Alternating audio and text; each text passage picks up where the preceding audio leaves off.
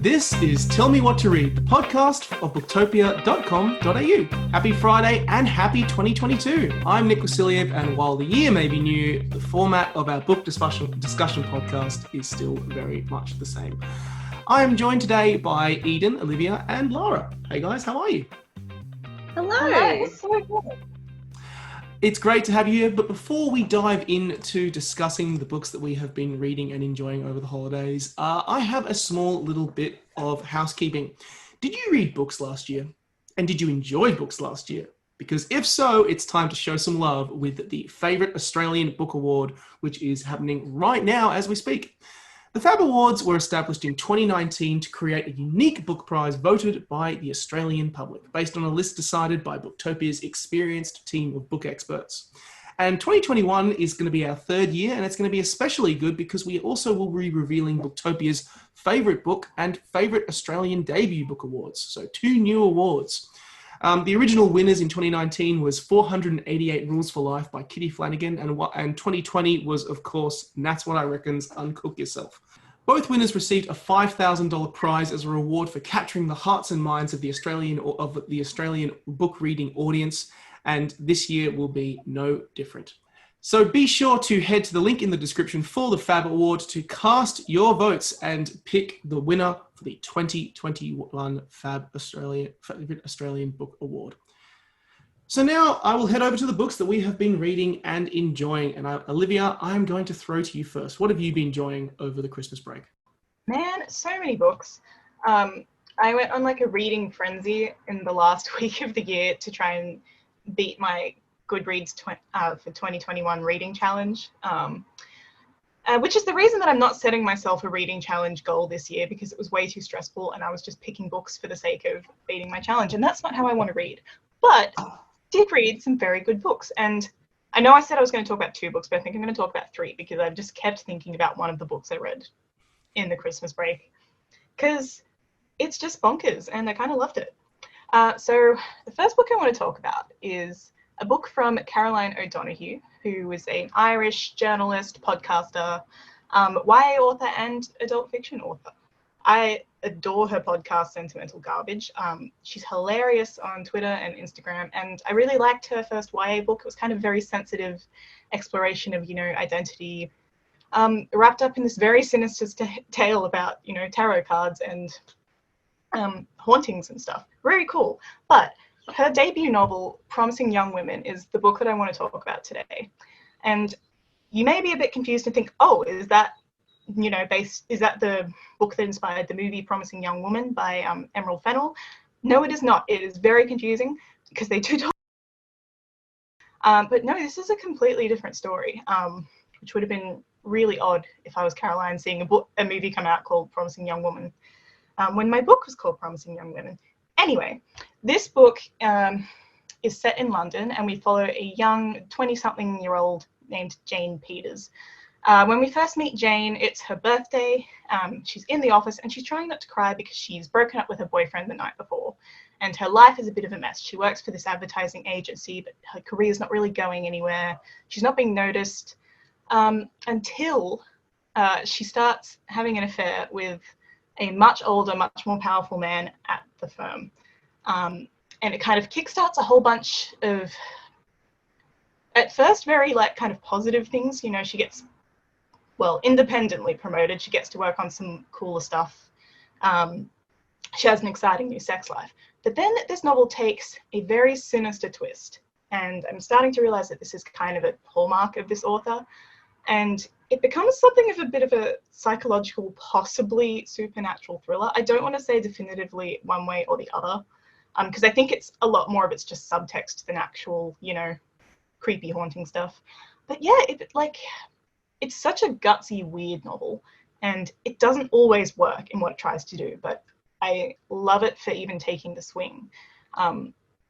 So what I mean by sinister is that Jane starts getting, what I should mention about Jane is that she runs an anonymous blog, which is kind of like an agony aunt column, called Jolly Politely, and people write in with their problems and she answers them, and she starts getting very weird submissions to Jolly Politely in very weird emails, saying things like, I can't remember off the top of my head, but things like run or don't do this, and like it's connected to the affair that she's having, and it starts getting very creepy, and she starts, you know, kind of physically deteriorating at the same time, and she starts feeling like she's going a little bit mad. So it's kind of a psychosexual thriller, takes some big swings, and it's all about that kind of power dynamic of, you know, like sexual relationships between men and women, and, you know, who has the power here. At the same time, it's quite funny. So I really liked Promising Young Women by Caroline O'Donoghue. Definitely pick it up if you haven't already. So yeah, that's the first book that I want to talk about. The second book is one that I'm pretty sure is not a stranger to this podcast. I'm fairly certain that Sarah and definitely Shanu have talked about this book in this series, but I am obsessed with it. I'm not even finished the first book, and I just know that I want to instantly read everything in this series, and that series is The Mirror Visitor by Christelle Darbois.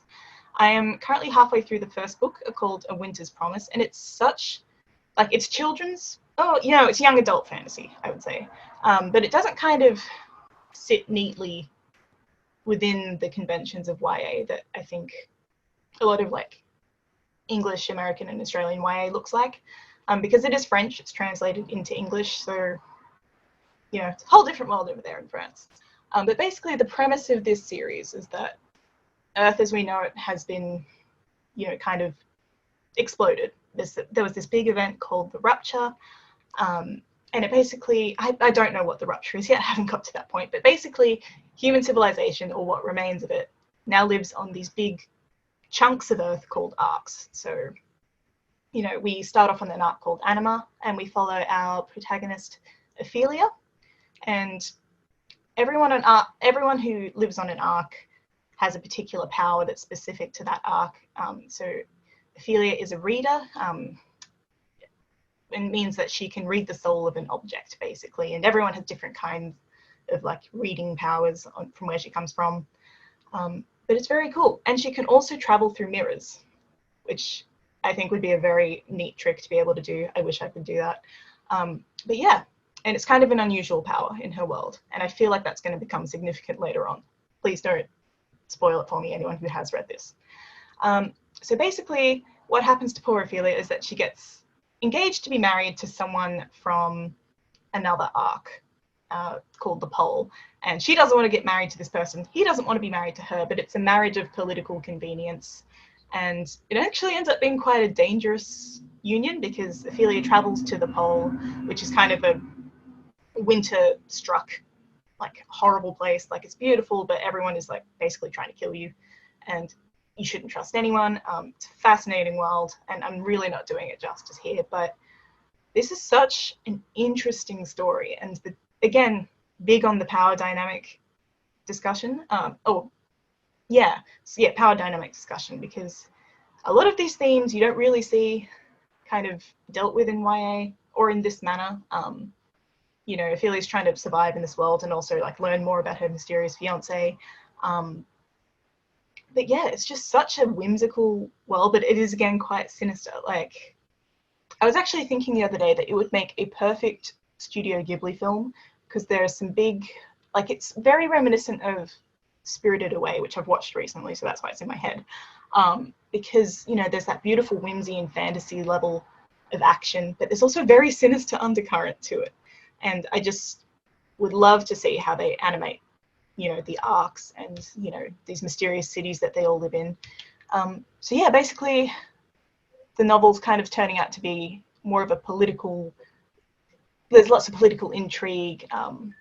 There's a little bit of, you know, like the relationships, there's family relationships, I don't know if it's going to end up as a romance, because Ophelia and her fiance Thorn do not like each other at this point. But yeah, it's just such a Machiavellian world, and I'm really obsessed with it. And the writing is so interesting. The translator is Hildegard Searle, I think. I will have to confirm that. And the book will be in the description bar anyway. But yeah, if you've never picked up the Mirror Visitor series, and I think there are 4 books in this series, from Christelle Darbois, I really do recommend it. I'm having the best time reading this book, and it's wonderful. So that's my second book. And finally, I'm not going to dwell too much on this last book, because everyone knows and loves Middlemarch by George Eliot, and that's what I'm reading. I'm finally picking this book up. John Purcell, our former director of books at Booktopia, is probably shrieking from across the pond because I haven't read it yet, even though I told him I would several times.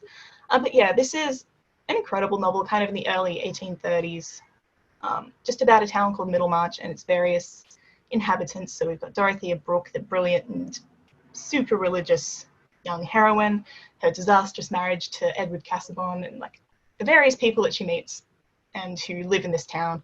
And I was reading an article about someone's reading habits in 2022 from, I think it was Literary Hub, and they described Middlemarch as exquisitely boring in that, like, not a lot really happens, like lots of little things happen, but it's still fascinating and it's exquisitely rendered by George Eliot because she's a master. And I definitely agree, like I'm kind of enjoying just kind of plodding along, reading a little bit at a time, getting lost in this world, because it deals with such interesting concepts. There's like, you know, love and marriage, there's artistry, there's, you know, intense religious debates, intense medical debate. It's really good everything. I'm really happy to have finally picked up Middlemarch by George Eliot. This one's for you, John Purcell. So I'm really enjoying it, and that's what I've been reading and loving at the moment. I love that you've, again, even despite that stuff, you've thrown in yet another 1800s novel that you've been loving and enjoying. I especially love that you're reading A Winter's Purpose. Shanu, you are correct that it has appeared on the podcast before. Shanu smashed through the entire series in one weekend, wasn't it? In one weekend, in typical Shanu fashion. And she raved about this series, and that it's just such a hidden gem that from this amazing French author, and everyone should read it. So I'm loving that you're enjoying it as well. God, it's so cool, and it's just so different from any YA I've read. It's kind of not afraid to go into the sticky, dark places of, you know, human relationships, even in this weird world that it's set in. So yeah, love it. Yeah, I also love the sound of Promising Young Women as well. Like when you just started describing that book, I was like, this is not where I thought this was going to go, and now it's I really bonkers. It takes a real turn, and like I said, it doesn't always land its punches, but I love that it takes the swing. I kind of like that though, even if a book doesn't like 100% nail it, the fact that it like has the audacity to try and do something completely bonkers often can be. Yeah. You just have to admire it for trying that. But damn it, the to be read pile has already started, and we've only one guest in. But with that further ado, I will move now on to Eden. Eden, what have you been reading over the last couple of weeks? Well, firstly, while that was all happening, I was adding that whole series to my cart. But anyway, so for me, YA fantasy is just my comfort place. It is my home. So whenever I'm feeling out of sorts, I just gravitate towards that, and it's really all I've been reading lately. And I want to start off with an author who I've had their kind of like, I forgot the name of the series, but I've had their series on my TBR for a while, and I was recently sent a little book they wrote, and it's called Once More Upon a Time by Roshani Chokshi. I hope I said that correctly. It's a delightful gem of a book. It's gorgeous. It's like a perfect little fantastical adventure, and it's full of humor and enchanting storytelling, and I love retellings, and it's a Brothers Grimm retelling, and it mixes a few of their tales. And I promise I was like laughing throughout the whole thing. And you know, I tend to giggle here and there with YA fantasy, but I was literally like laughing out loud throughout the whole thing. So basically we read from two points of views, Imelda and Ambrose, and they're on a quest to reclaim their heart's desire. But the problem is they've completely forgotten what exactly that is. They were once in love, so much so that one of them was on the brink of death, and they defied that with the help of a witch. But as you know, everything comes at a cost, especially when the witch is like hilariously diabolical, and she was just like that. I think her character is what made me laugh the most, to be honest. She grants them this wish, but The two are then resigned to this sort of like loveless fate. So they don't remember any of their past feelings for one another. It's all done away with. And what's more, they're actually married. So now they have to live together for a year and a day, very random amount of time, before Ambrose is set to be exiled and Imelda is to return to her father's kingdom, to go back to what she used to do. And her sisters just had like a brood of birds. Her husband is a magpie. You'll have to read the book to understand why the hell that is. And I'm still confused to this very, very day, but still I loved it. Anyway, it's safe to say that they both aren't overjoyed at their future prospects. They don't want that, and especially Imelda. So there's like this delightful play on the 12 Dancing Princesses tale. And Imelda is one of 12 sisters, loves to dance the night away, loves to go to, I don't want to call it fairyland because that sounds like it's for children. It's more like fairyland. So bad stuff happens there, kids. But anyway, she has an overbearing father, and he fits them all with these sort of like enchanted shoes that track where they are and can control their feet, and forces them away from these dancing parties. So all she wants really is to like be free and to not have shoes on, to be shoeless. And all he wants, Ambrose wants, is to be far away from his family. They're just really meddlesome, and his brother tried to poison him at one point. So there's that. Anyway, they're angry. They want to get away from everything. She's shoeless, and they're on the brink, of starting their new lives, when the witch appears and she presents them with another deal of sorts, which is to retrieve one of her favorite potions she's run out of. It's they have to go to a wedding to do it, and she can't attend because, well, she's a witch, so like people don't normally invite witches to their weddings. And she will give them whatever they truly desire, and that is like word for word what she says. So they're like, that seems pretty reasonable. They're very sure of what they want, so they agree. And they go off on this hilarious journey, and they go through magical landscapes, and there's enchanted creatures along the way. And then they both come face to face with what they've been missing all of these years, which is love.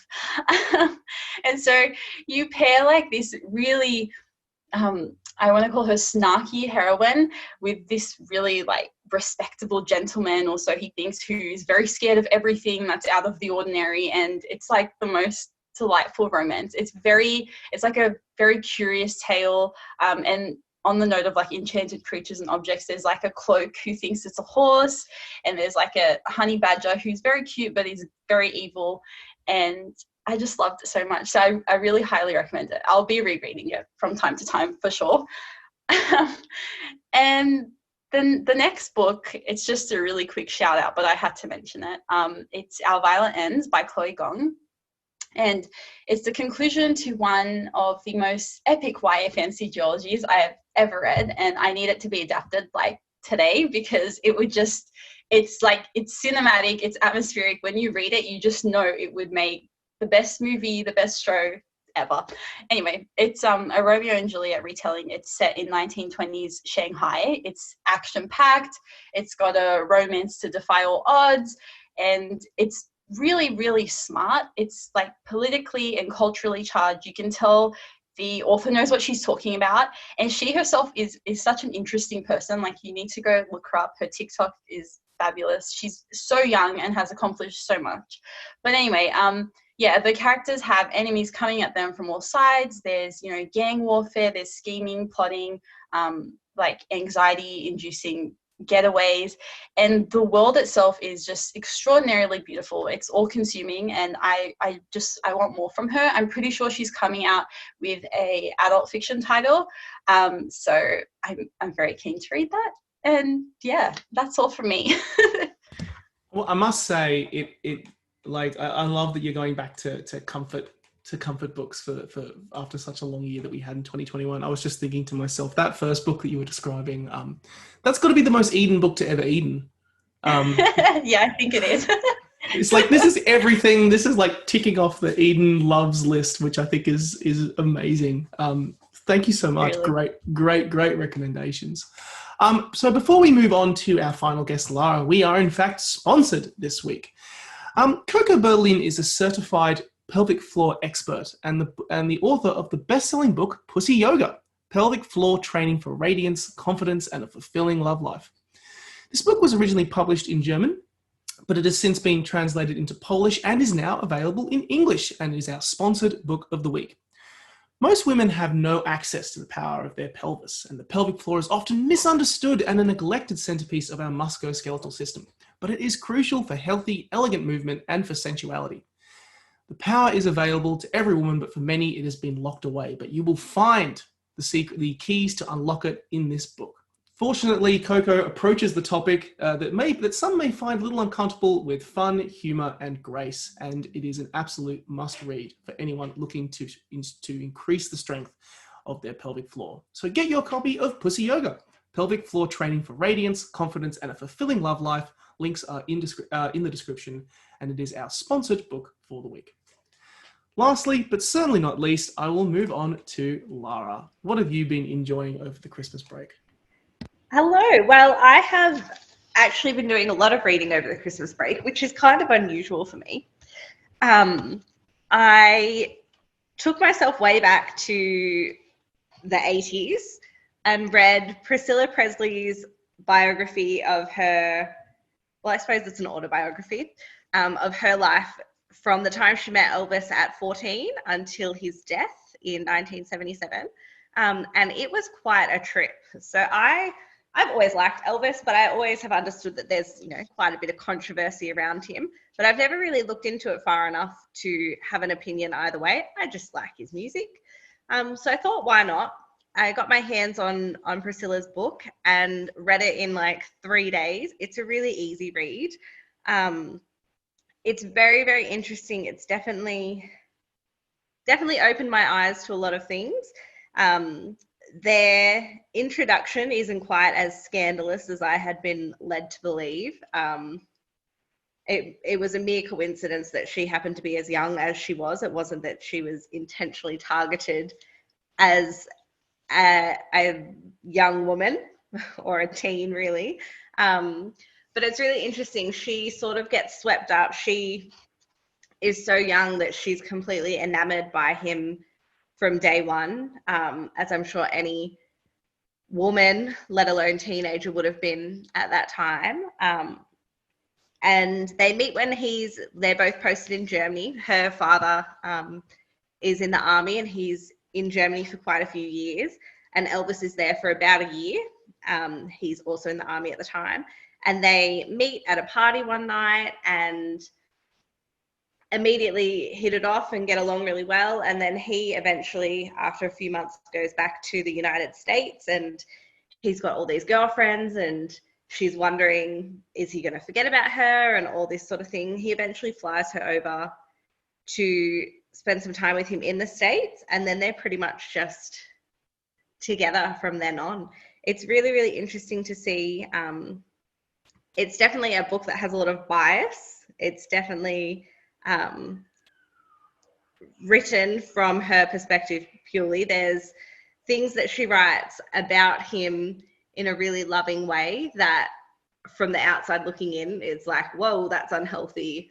But you can also get an appreciation for the fact that he, as well, I suppose, is a product of his time. It's really, really interesting. It definitely gave me a whole new perspective on Elvis. There are some things that are quite outrageous. And in this day and age, we would say, get a therapist.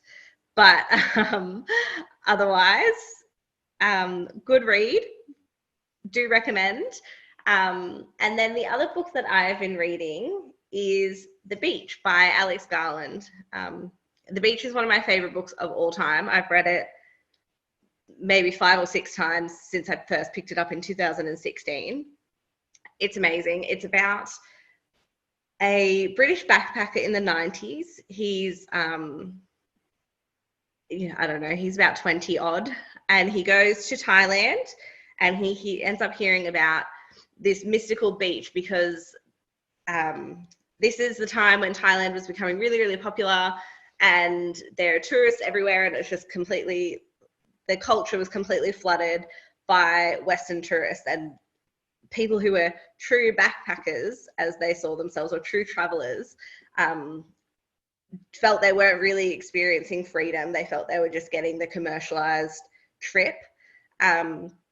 So he ends up hearing about this hidden beach, and he makes two friends, and they end up island hopping and swimming from from island to island to end up finding this beach and becoming part of this little, it's almost like a little cult group where they live in purely peacefully. They live off the land on this island in their tiny little commune. They all work for the good of the commune. They all each have their jobs. You know, some people fish, some people clean, some people build. And it's really this blissful, idyllic life. It's the kind of life that we all, at one point or another, have said that we'd love to live. You know, I'd love to just live the really simple life, take away technology, take away money, all that sort of thing. It's that kind of life.